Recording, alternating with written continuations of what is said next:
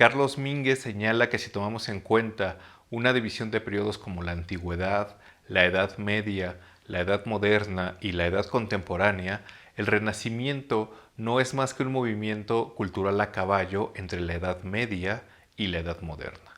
Por otro lado, si atendemos a el término renacimiento, este supone un volver a nacer, una recuperación de un espíritu pasado y supuestamente desaparecido que estaría antes de la Edad Media, en la antigüedad.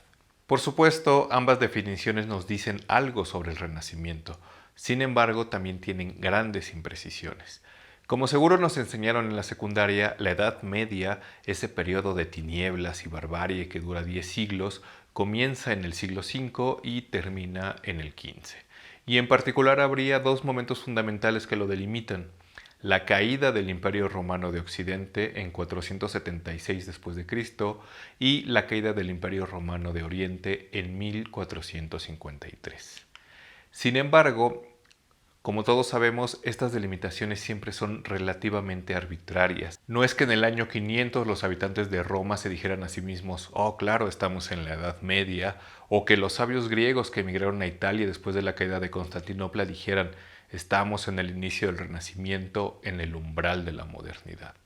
Y esto no sucede por dos cosas: porque los cambios de época no se dan de una manera brusca. No es que un día estemos en un periodo y al otro despertemos en otro. Esto siempre es de manera gradual y nunca se dará uniforme en todos los niveles. En segundo lugar, porque todas estas etiquetas sobre los periodos son siempre posteriores. De manera que en cuanto a la línea temporal puede haber visiones que coloquen el inicio del Renacimiento en el corazón de la Edad Media o ya en la modernidad. Hay ciertas visiones que encuentran elementos renacentistas en el siglo XII con Dante o Petrarca y algunos otros que encuentran otros tantos elementos bien entrado el siglo XVII con Galileo. En cuanto a la idea de recuperación del antiguo, Mínguez señala que la recuperación del mundo clásico es algo que ya estaba presente en los movimientos intelectuales medievales, de modo que no es una cuestión privativa del Renacimiento. Señala también que el estudio y polémica sobre este periodo incide en las fronteras temporales del mismo y depende de la imagen que la historiografía ha construido, de modo que el concepto histórico queda impregnado por las ideologías desde las cuales se construye la historia. Por lo pronto, notemos que si al acercarnos al Renacimiento ponemos el peso en la literatura, nos centraremos en Petrarca y Ariosto. Si lo ponemos en la religión, iremos hasta el siglo XVI con la Reforma Protestante. Si nos interesa la ciencia, quizá nos vayamos al siglo XVII con Galileo. Cassirer, por ejemplo, centra su atención en Nicolás de Cusa, a quien considera el verdadero fundador de la filosofía moderna, al fundar su concepción del mundo a partir de las matemáticas. Lo cual es extraño, pues este es un pensador no italiano.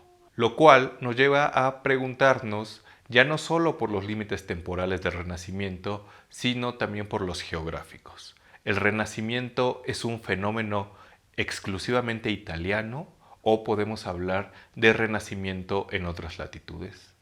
Todas estas cuestiones que hemos tocado de manera superficial, pero no por ello menos problemática, nos obligan a establecer más bien un periodo relativamente arbitrario que abarca los siglos XV y XVI y que estará centrado principalmente, como veremos más adelante, en Italia.